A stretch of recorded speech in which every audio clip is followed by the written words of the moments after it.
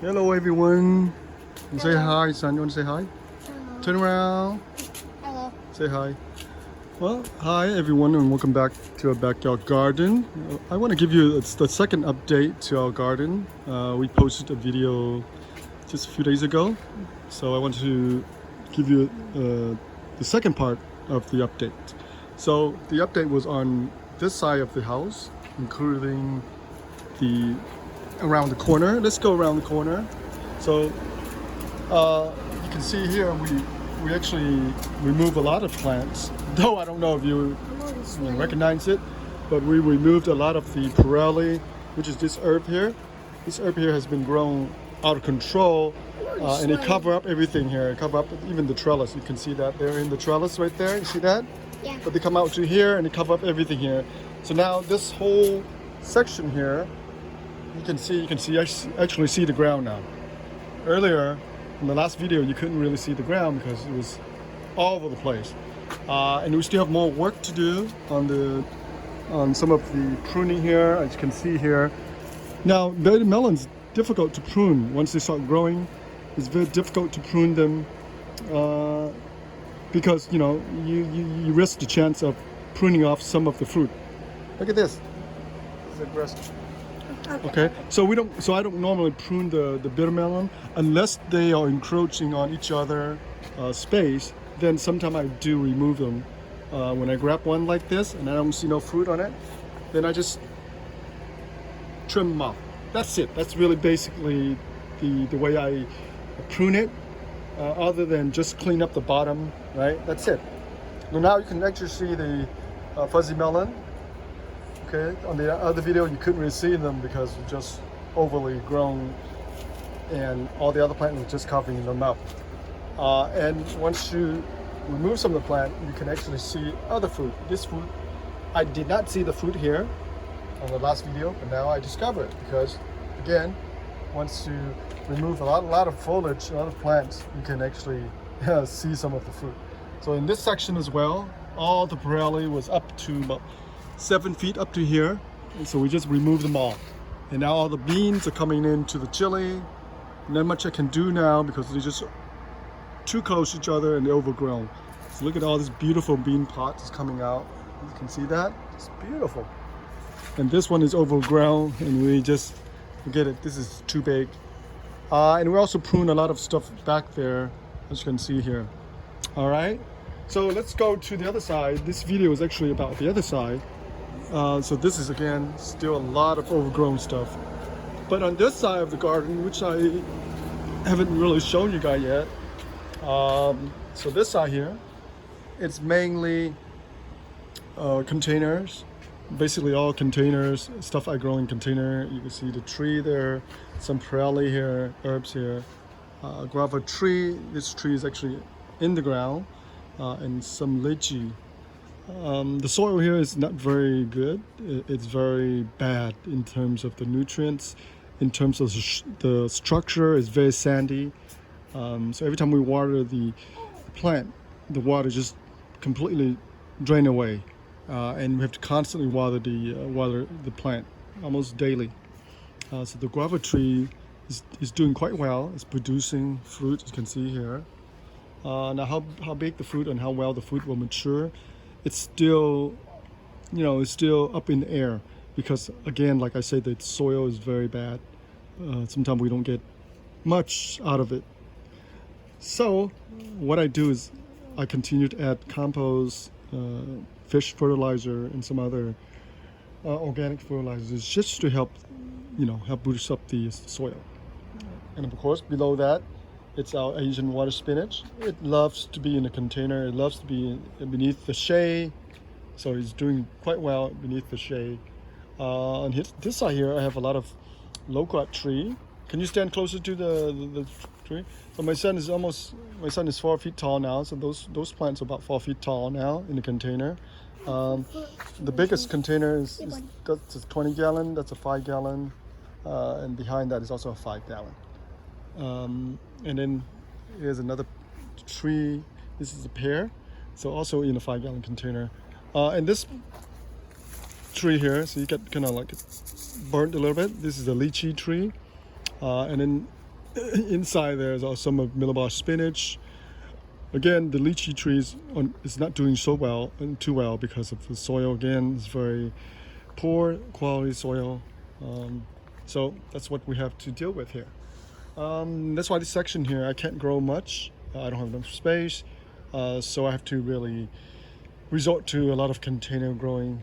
As you can see here, I have some lemongrass in a container, in a 10-gallon container, and so I removed some of the bitter melon there. And here's some,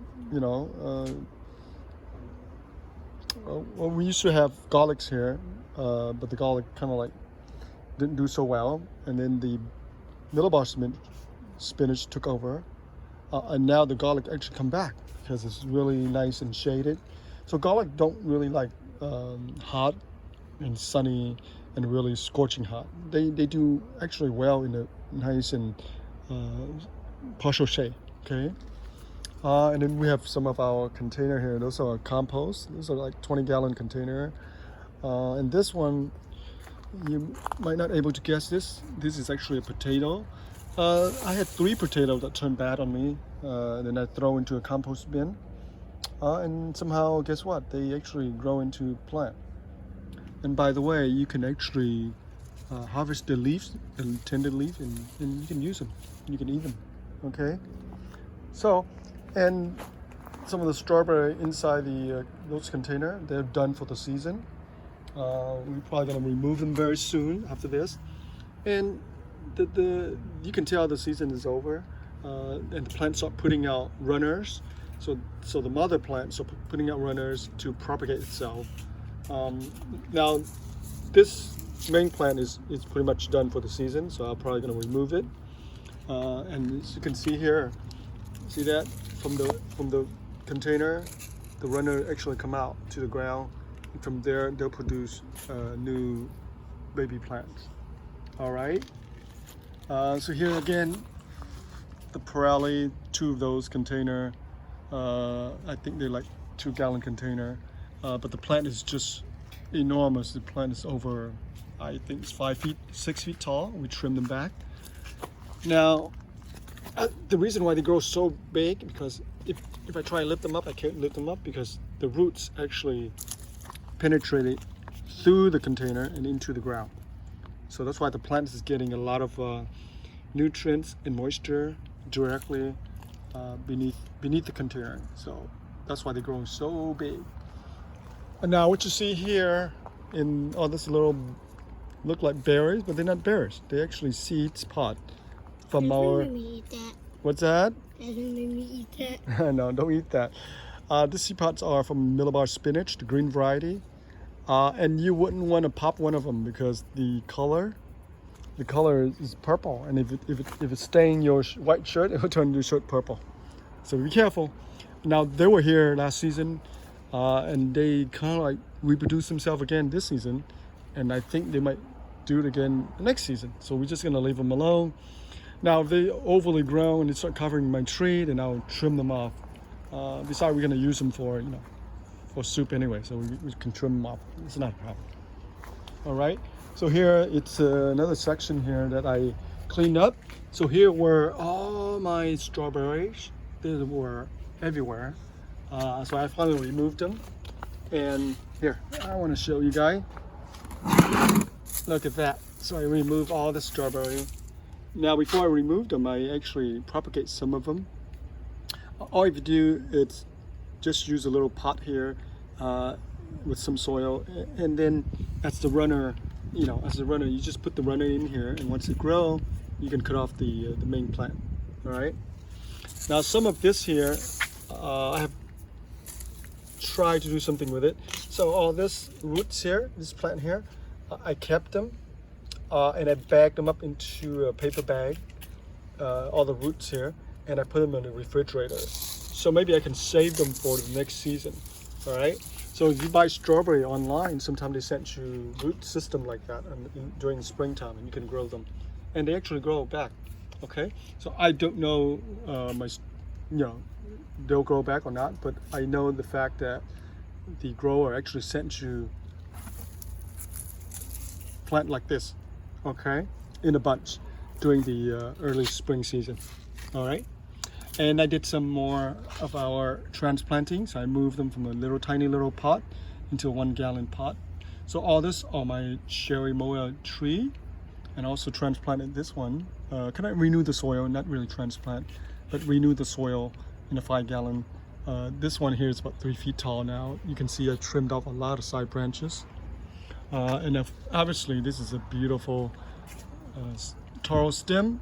Let's go this side here. They actually produce some young baby plant. Look at that. See that?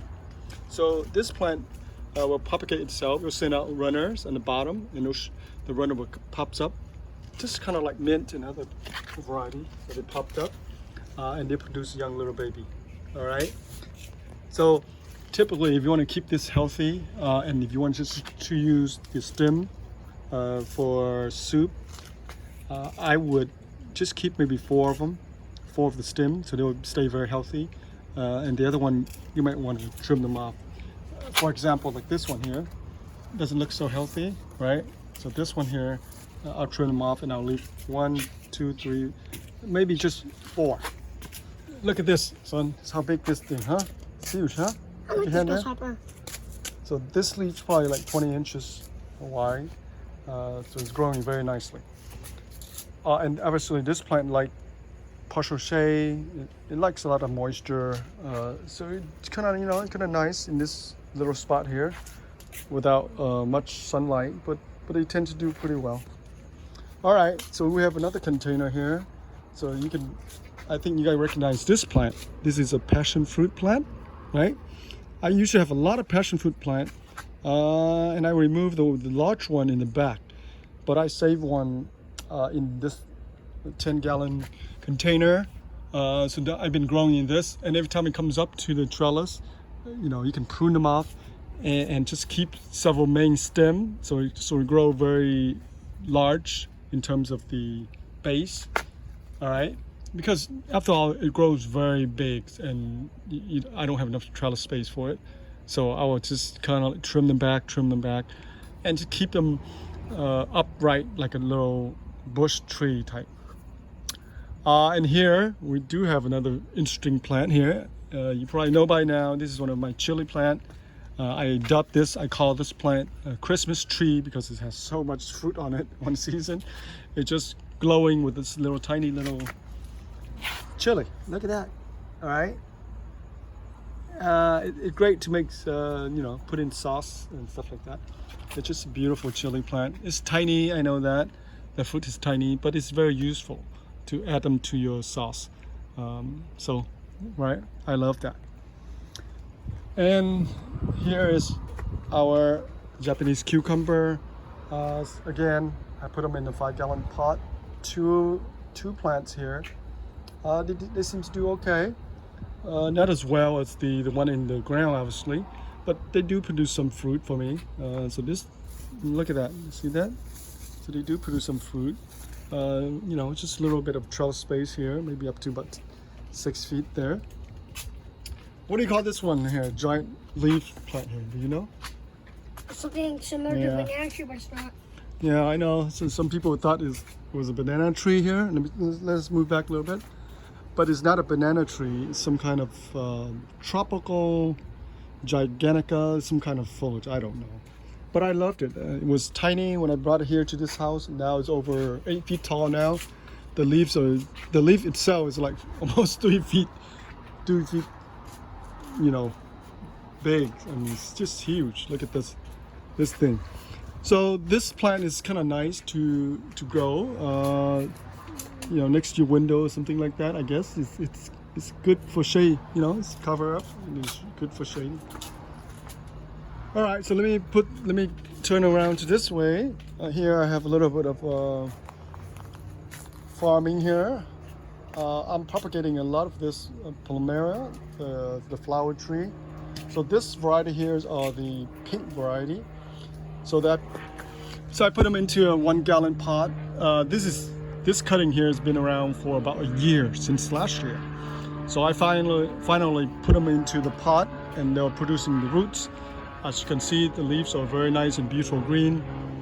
So initially when I propagate this, I leave them underneath this tree because it's nice and shady. If it's too hot, then they probably die, right? So the stems are very healthy. The stem actually do not need any soil to survive. But again, you cannot leave them out in the open sun. You know, they will die when they dry it out, they will die.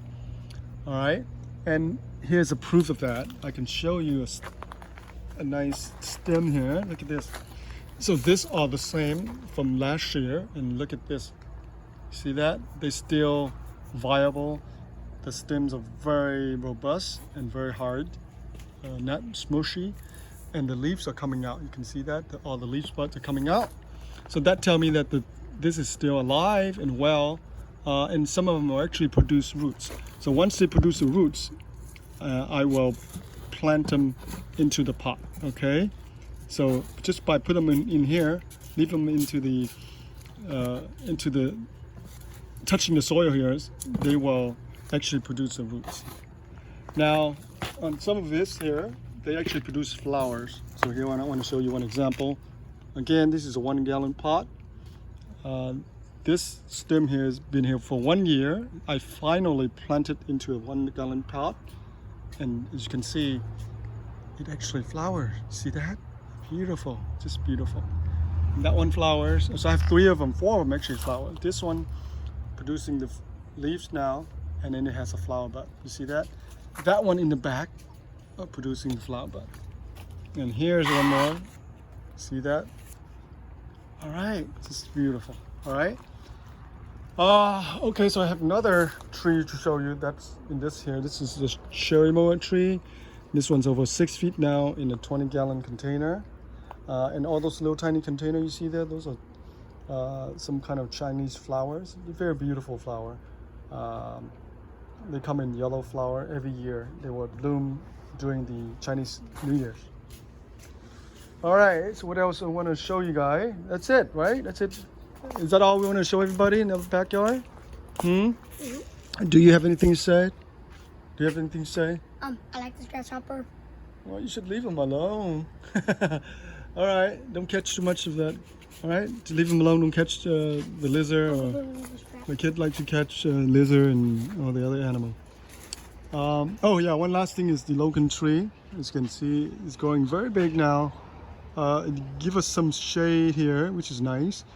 This year, I think is my relative over pruned the plant, over pruned the tree. So I think it's kind of late to produce some of the shoot there, and so it doesn't have much flowers. But we do have few clump fruit here and there. Not as abundant like last season. So last season we had a lot of fruit, but you know, this year we didn't have much. All right, and the fruit will be ready by September. So now we have to wait until next spring to see the new flowers come out. All right, so that's it for our video. It's been a long video update for you guys. Hope you guys enjoy your rest of the day, and thank you for watching. Please post a comment, and we'll be back to make more videos for you. Come on, son, come here and say bye. All right, bye. Say bye. Bye. All right, bye everybody.